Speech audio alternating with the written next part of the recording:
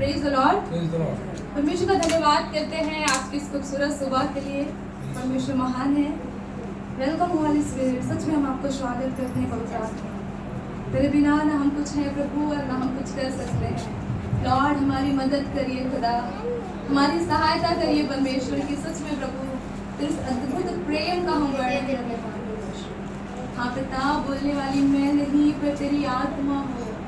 पिता, जब तू बोलता है प्रभु जिंदगियां बदल जाती है।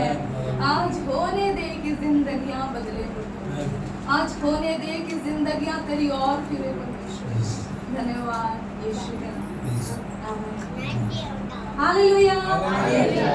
परमेश्वर महान है। इस खूबसूरत सुबह के लिए हम परमेश्वर का बहुत धन्यवाद करते हैं।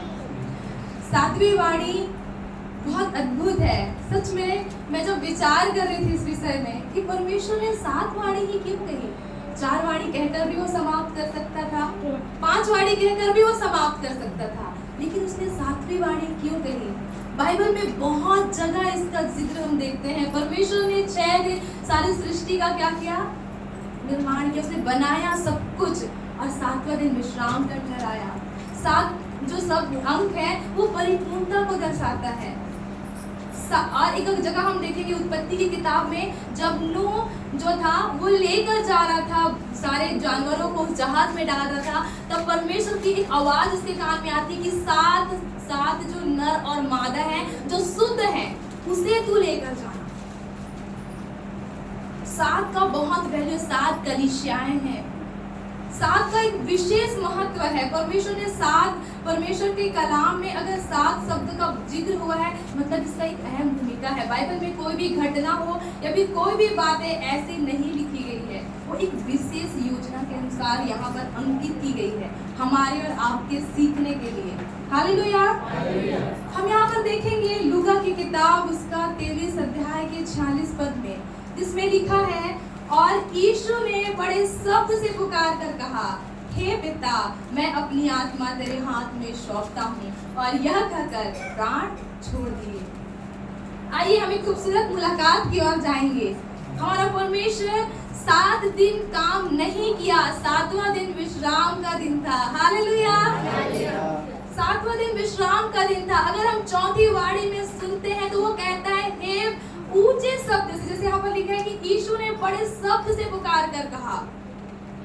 हम ऊंचे आवाज में कब बोलते हैं? 4थी वाणी में प्रभु यीशु मसीह ने ऊंची वाणी में कुछ बातें कही थी कि हे परमेश्वर, तूने मुझे क्यों छोड़ दिया है।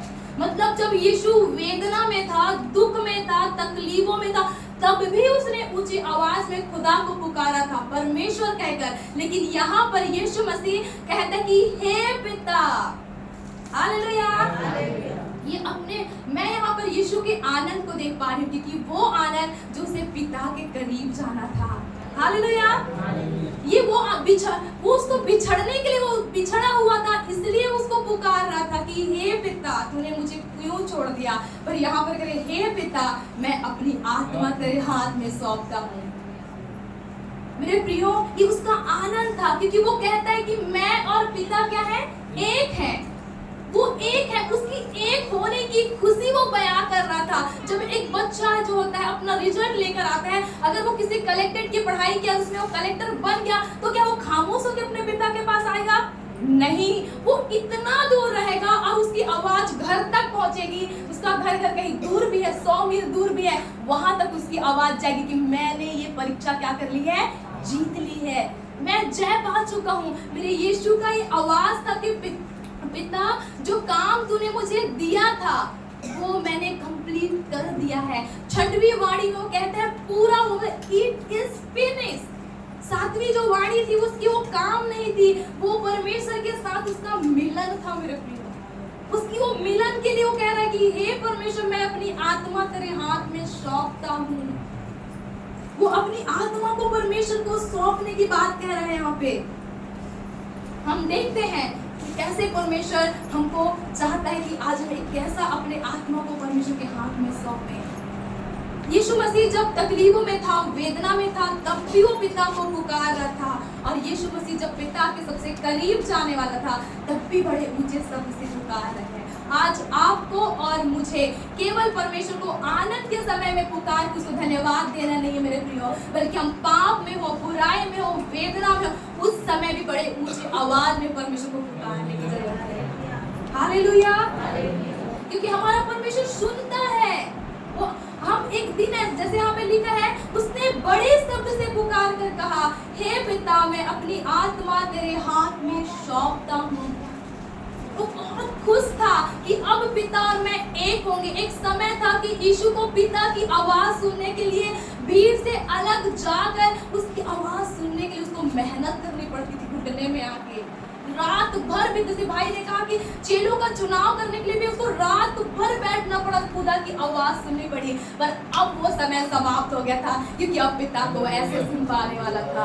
हालेलुया।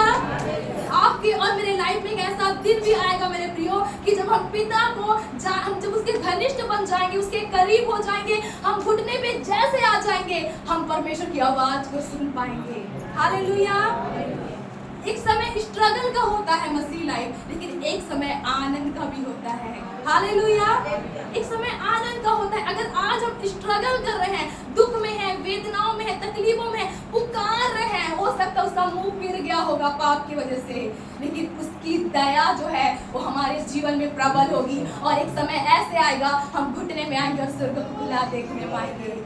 स्तिफनुस जब था, वो घुटने में था, उसको पत्थर वार कर रहे थे, पर वो उस आनंद में था जिसमें उस स्वर्ग को खुला हुआ देख पा रहा था। एक समय मसीह लाइफ स्ट्रगल समाप्त होने का है, कंप्लीट हो जाएगा आपका और मेरा वर्क, और सच में हम पिता को अपनी आत्मा ऐसे सौंपेंगे मानो आनंद का हो।